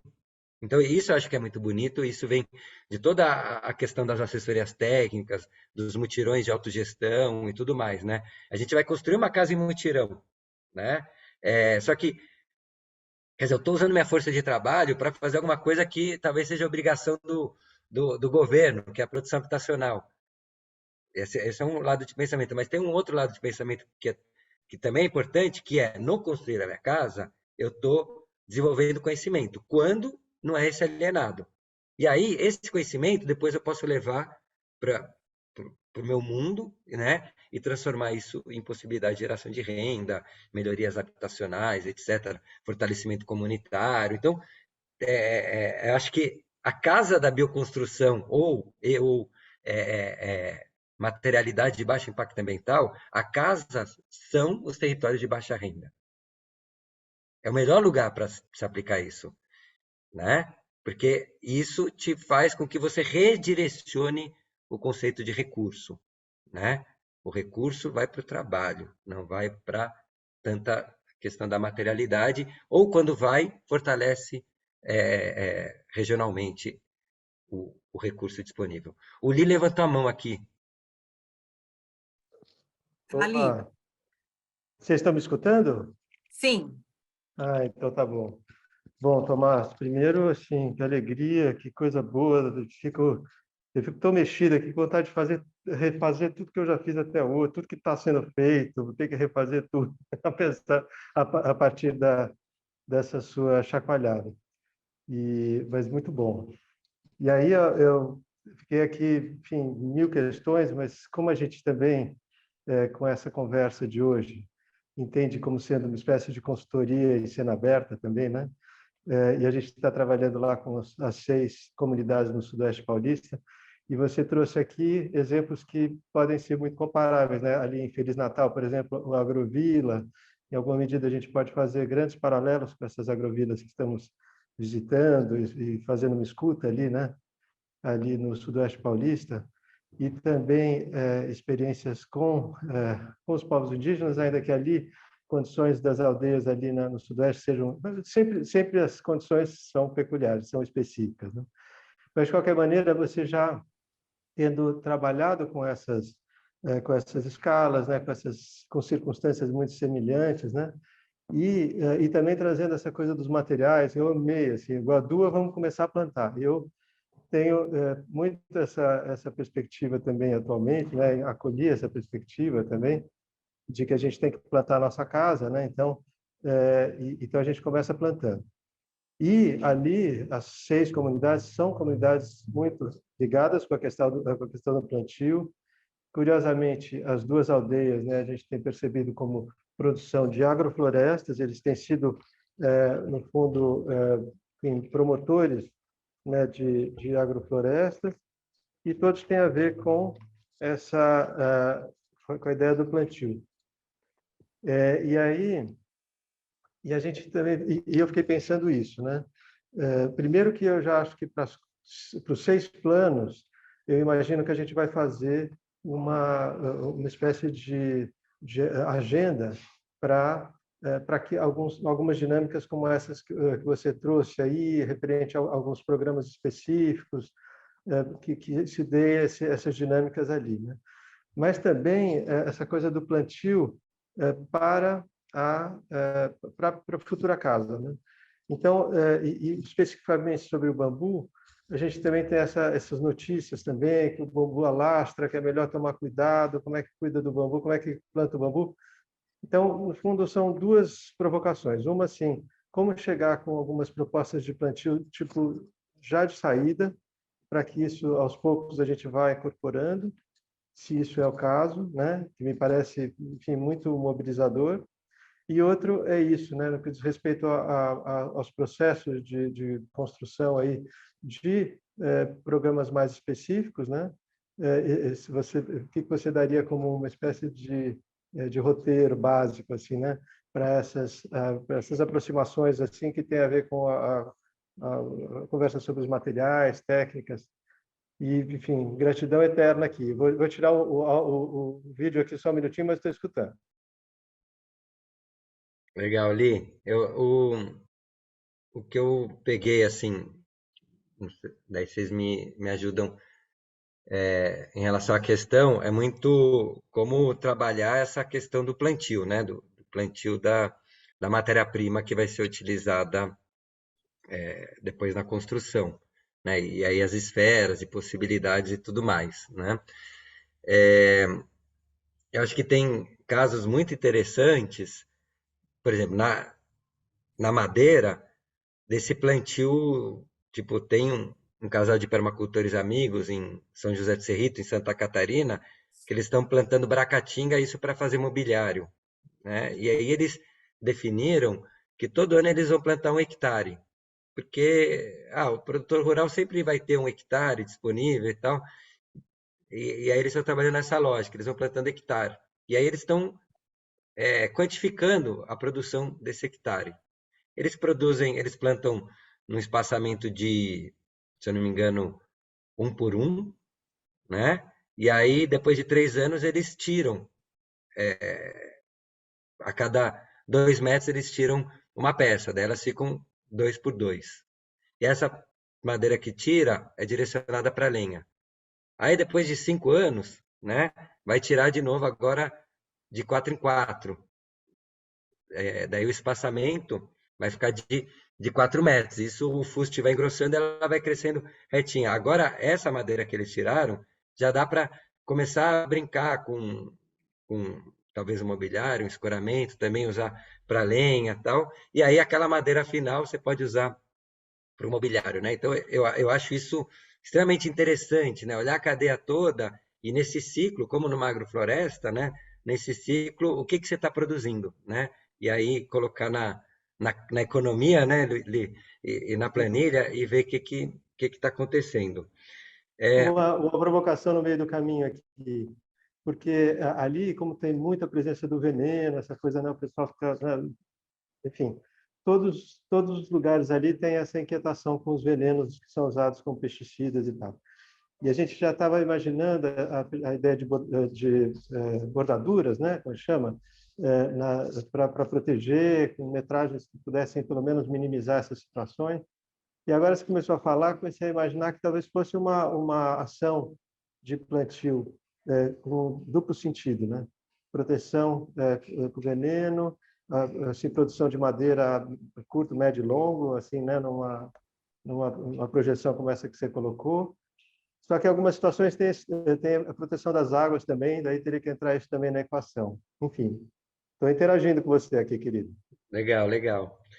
E aí a gente vai para o bambu, por exemplo. O bambu, você tem duas características, o bambu, aquele que entulcera e aquele que alastra, né? Então, onde você não quer que alastre, plantar o entulcerante, que daí ele não vai alastrar. Então, o guado, o asper, dois que eu falei lá do balaio musical, eles não alastram, o aguado é semi-entulcerante e o asper é entulcerante. E aí, o asper, por exemplo, que o pessoal chama popularmente de gigante, ele forma uma parede, né? Daí dá para plantar nessa divisa para proteção do veneno, por exemplo, o asper. Daí você tem dupla função, protege do veneno, do som e ao mesmo tempo dá para usar na construção. Já o cana-da-índia, que é aquele outro exemplo que eu trouxe, o importante é plantar, sei lá, na beira de uma estrada. Muita gente acaba plantando em em áreas que estão com risco de erodir, que daí você tem que imaginar um cenário de um bambu que vai alastrar mesmo, né? Eu tenho um perto de casa que eu estou tendo que manejar toda hora, porque aí ele quer ir lá para minha casa, né? E aí eu falo, não, não, fica aqui, fica aqui. Então, quer dizer, essa escolha do local, ela é muito importante. E aí eu já vou pegar um gancho para perguntas que o pessoal fez e as praguinhas que dão e tudo mais, né? Então, como incluir isso na cadeia? Então, eu acho que essa cadeia produtiva, ela tem que ter esse produto final, que é a fabriqueta, né? E aí tem que ter a área de plantio, não precisa necessariamente estar na mesma propriedade. E a área de plantio tem que ter próximo o lugar de tratamento. Então, esses materiais precisam ser tratados em geral, né? E aí, por exemplo, tanto para madeira quanto bambu, dá para fazer aquele tratamento que eu mostrei, que é o sulfato de cobre com ácido bórico. A bibliografia é um livro da Embrapa. A Embrapa fala, olha, agricultor, você que tem muito eucalipto e quer usar para morão e construções rurais, aqui está uma maneira de tratar o eucalipto e que é muito bem-vinda, porque esse eucalipto que a gente compra tratado é autoclave, tem todo um processo seguro, mas dentro desse tratamento tem o arsênio, né? Arsênico.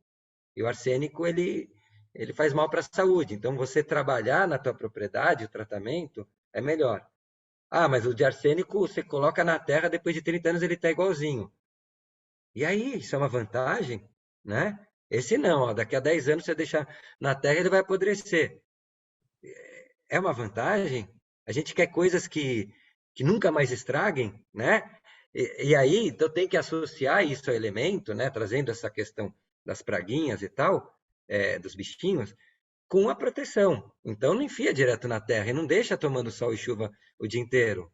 Protege com telhado, faz uma base que não deixa molhar o pezinho da peça. No caso do bambu, de tempo em tempo, dá uma encerada nele, vem com um paninho, com carnaúba, encera, gostoso, família inteira, todo mundo pendurado na tesoura do telhado ali, amarra uma cordinha, dá umas piruetas e vai encerando. Não sei, entendeu? Então, assim, a gente também tem que quebrar essa lógica de que as coisas não estragam, né? É assustador quando não estraga. Eu fico feliz quando eu compro um tomate orgânico e de repente ele estraga, porque o outro tomate que eu comprei lá no mercado convencional, ele não estraga nunca. Eu fico assustado, eu falo, puxa, esse negócio não estraga, né?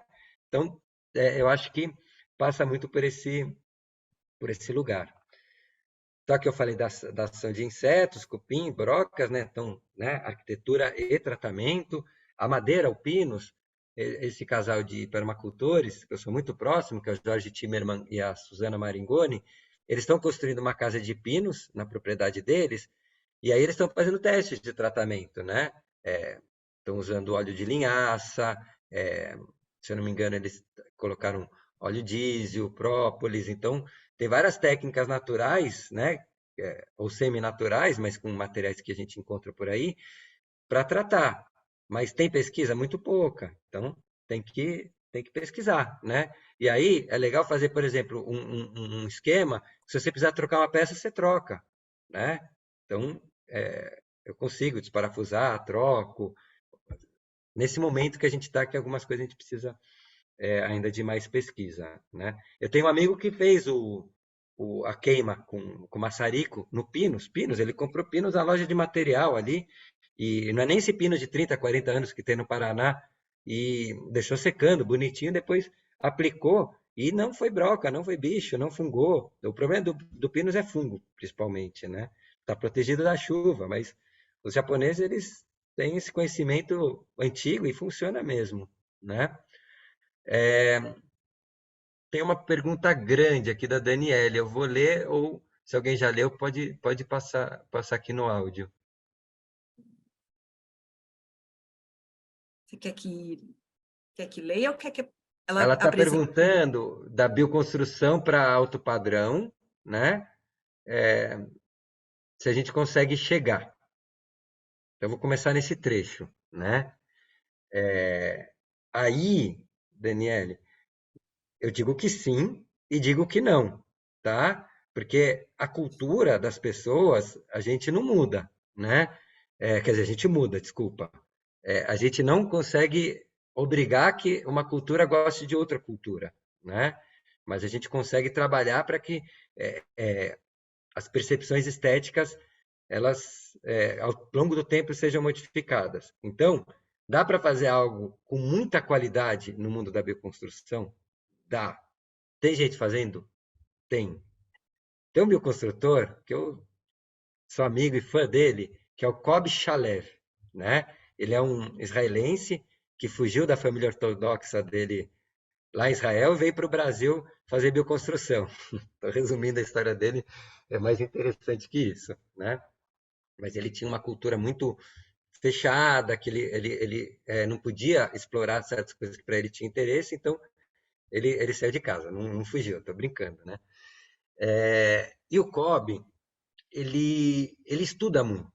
É um bioconstrutor estudioso, pega livro, testa, não sei o quê, e lê, lê, lê. Como a cultura que ele teve em casa, né? Isso é muito bonito. E ele faz uns acabamentos incríveis, incríveis. Tem uma técnica que ele foi um dos primeiros que eu vi fazer no Brasil, agora já tem bastante gente fazendo, que é o Tadelac, né? Que é uma técnica marroquina que você marmoriza com uma mistura de cal e areia fina e pó de rocha, né? E faz uma reação química aplicando uma solução de água com sabão feito com azeite. Né, tem toda uma alquimia. E aí você vai alisando com pedrinhas de seixo lindas, tem que escolher a pedra certa e tal, e vira uma coisa mais bonita que mármore para mim, assim. E ainda é impermeável. Então, a resposta é: dá para fazer coisas incríveis, maravilhosas, e que para mim são de alto padrão? Dá. Agora, tem gente que tem uma cabeça meio maluca, né? E aí não tem o que fazer, né? Mas tem muita gente com muito dinheiro querendo trabalhar com bioconstrução, inclusive contratando o serviço de arquitetura que trabalha nessa lógica. Tomás, a Oi, gente está aqui está terminando o tempo, 7 né? minutos para fechar, 10 minutos para fechar, vamos falar assim, para fazer uma conta redonda. Mas tem uma pergunta que eu tentei responder no chat, aí, a Sayonara perguntou, né? O que é que tem acima da sua cabeça aí, nesse fundo Uma especial? tiara, tô brincando.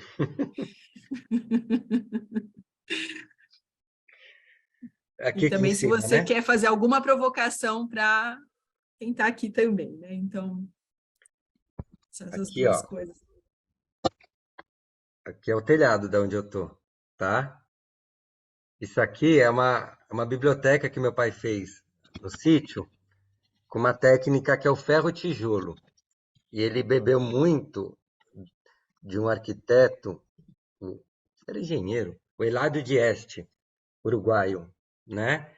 Que ele faz uma malha com aço, né? Com um vergalhão de aço, faz uma malha e depois vai caminhando por essa malha com um sanduíche de tijolo. Você vê com uma argamassa, cimento, areia e vai fazendo um sanduíche de tijolo.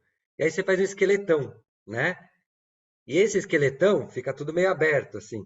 Você preenche com tijolinho, daí não precisa mais do aço. Então é uma técnica muito legal, porque e ele já fez essa pesquisa com bambu e deu certo, em vez do aço, bambu. Porque você usa muito pouco vergalhão, que é um material acessível relativamente, a gente tem em lojas de material, tal, não precisa ser um vergalhão muito grosso, pode ser um 516, alguma coisa assim, vai depender da estrutura, né? E aí depois o resto é tijolo. Só que você não pode fazer uma coisa incoerente estruturalmente, né? Você tem que fazer uma coisa que tenha sentido estrutural. E aí, eu vou fazer uma provocação. Então, que a Lara falou da. Ixi, desligou minha câmera, peraí. Peraí, que eu fiquei viajando aqui, daí fiz bobagem. Aí, calma, vai dar certo, vai dar certo. Liga a câmera. Enquanto isso, eu vou deixar um outro link no chat. Ó, pronto, liguei. Caramba, tô derrubando tudo, mas vai dar certo, ó.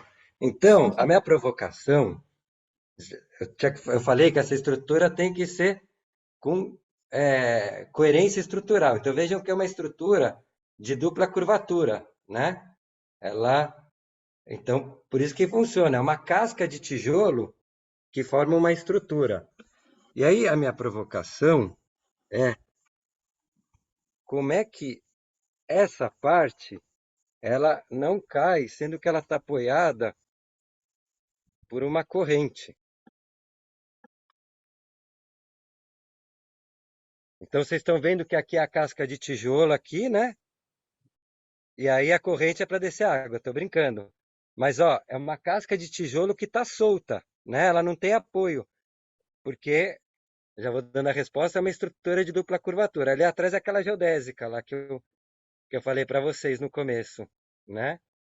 Agora ela foi revestida com tijolo, porque a madeira que foi feita lá em 1982, ela começou a apodrecer. Então foi uma brincadeira de provocação, né? Como é que aquela corrente apoia a estrutura? Então a técnica é o ferro e tijolo. E a Carol já Agora, está fazendo uma boa provocação. A trip para Botucatu, quando é que sai? estou esperando aqui. Eu só mostrei duas coisinhas. O balaio musical é logo ali embaixo, mas não ia ter conexão de internet.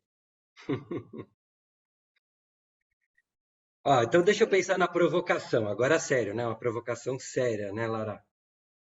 Essa também foi séria, mas assim, Foi. Uma com segunda cara de série. séria, não com cara de brincadeira, né?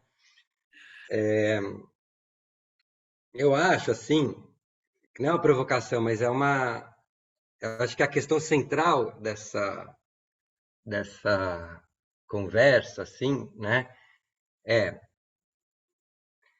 a gente tem um contexto que é o contexto brasileiro, que tem sua realidade social, ambiental, climática, né? E por estes elementos, né, tem suas forças e suas fraquezas, certo? Como é que, por meio da produção de habitações, a gente pode fortalecer o nosso país? Muito difícil? Falar de novo para todo mundo ressoar novamente. Então, a gente vive um contexto que é o Brasil, né? E que eu acho que a gente precisa compreender ele para entender como produzir habitação nesse país, né? Então, a pergunta, né? Considerando o contexto social, ambiental, climático, né? E econômico brasileiro, né? Como é que a gente pode fortalecer o nosso país por meio da produção habitacional?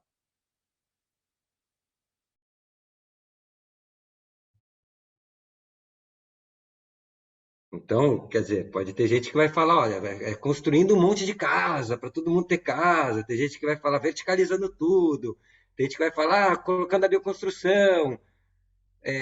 O que será que pode ajudar nesse processo, né? O que a habitação tem a ver com isso? O que seria uma boa política pública, né? Quais os caminhos que a gente tem? O que a arquitetura pode contribuir com isso tudo? A arquitetura está contribuindo ou não está contribuindo? Para onde a gente precisa caminhar, né?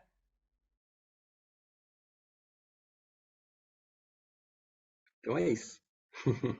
Maravilha. Essa é uma pergunta assim, né, que vai reverberar, né? Saindo daqui, levando para o dia a dia, para as conversas agora no almoço, para as conversas, né, onde estivermos. A gente sempre pede, né? Se a gente, né, ressoou em nós, isso, como é que a gente continua essa conversa, como é que a gente mantém ela viva. Mas só para ir fechando aqui, tem dois links aí no chat que eu deixei para vocês. Um é que a gente pede uma colaboração de vocês, assim, um tempinho, só para vocês aí, 2 minutinhos para vocês preencherem, deixando os dados de vocês, e como é que chegou essa, né, quanto contribuiu para vocês essa conversa. E a outra é mais do coração, assim, como é que vocês estão saindo no Mentimeter aí, é o segundo link. Então, se vocês puderem já preencher, reverberando as palavras do Tomás aqui, né? Como é que eu estou saindo? Olha aí, rapidamente, dentro de si, e como é que isso reverberou. E Tomás, contribuição incrível. Eu acho que aqui temos muitos participantes da equipe, né? Equipe local, que a gente chama, equipe São Paulo. Muita coisa para a gente conversar, para desdobrar. Essa é uma conversa que vai continuar. E assim que possível, né? Está ficando tudo gravado e também vai para o YouTube. Então, vai estar no YouTube da Escola da Cidade. Então, fiquem com... né, entrem no... Não sei se a Mari consegue colocar para a gente aí o canal da Escola da Cidade, para que, né, são temas assim que a gente precisa absorver, pensar bastante reflexão, e mais ainda, o chamado para a prática, né? Muitos dos autores que o Tomás foi colocando, e ele falava, e ele aplicou, e ele praticou, vinha logo na sequência, ele estudou muito, e ele aplicou, ele praticou, e chegou a tal conclusão. Então, isso, né, é um chamado para esse empoderamento, para seguirmos o caminho, né, do que nos traz autonomia. Então, acho que essa é uma palavra muito chave dessa conversa, né? Além de todas as técnicas, todas as possibilidades, toda a beleza, né, que essa, né, abordagem, né, da bioconstrução traz, mas acho que, sintetizando também, a qualificação é bioconstrução e autonomia estão de mãos dadas aí. Muito bem. Carol, algum recadinho final? Não, tranquilo. Tomás, queria agradecer, né, essa partilha, né, de uma longa jornada aí, de muitas experiências, muita dedicação, né, a essa diversidade de possibilidades em cada um dos contextos por onde você passou. Então, é uma grande inspiração. E o Tomás, para mim, inspira pessoalmente, né, o ser Tomás, e o ser arquiteto Tomás também inspira mais ainda. Então, eu queria agradecer essas duas figuras, né, numa só, e a gente segue com essa conversa, né? Então, a gente tem aí muitos desdobramentos, como a Carol falou, isso faz parte, né, de um momento que a gente está, e a gente vai ter já uma próxima conversa na segunda-feira sobre energia com o Fábio Miranda, que também vai trazer aí uma série de provocações, uma série de possibilidades. Então, também, quem está seguindo aqui, vão seguir junto. Quem ainda, né, não participou do imaterial, a gente também vai compartilhar. Então, deixando os contatos aí também fica mais fácil para a gente fazer chegar. E o Tomás também vai deixar algum link, né, que depois a gente repassa. Quem deixar o contato, fica mais fácil para a gente poder enviar. Então, olhando tudo isso, agradecendo quem abriu a agenda, esteve aqui conosco. Sabemos que sempre é um desafio, né? As nossas agendas estão intensas, mas agradecendo todo mundo da equipe, a Mari, que ficou aí na retaguarda também, nos dando um grande suporte, né? Também para toda essa mágica acontecer, né? Tem ali alguém ancorando operacionalmente. Diga, Carol. Clara, vamos ver o resultado do Mente antes de sair? Vamos lá. Colocando mente no ar.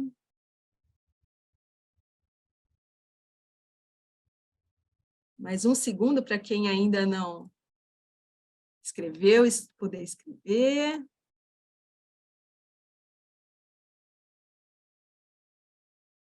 E aí, olha, no centro está inspirada, encantada, natureza, instigada, quero mais, arroba também. Determinada, trabalhar pela beleza, iluminado, filosófica, animada, amo, belo, coletivo, feliz. E aí somos nós. Essa é a síntese, né? Curioso, quero mais. Muito bem. Então, inspirada aí, essa chuva, a gente vai se despedindo, ou dizendo até breve, né? E seguimos aqui. Muito obrigada pela presença de todos, de cada um, cada uma. E Tomás, querido, uma gratidão imensa aí na sua contribuição, sempre preciosa. Muito Valeu, bem. gente. Estou indo embora com o coração carregado aqui. Um beijo. Quem Obrigada, quiser. Tomás. Até segunda, pessoal.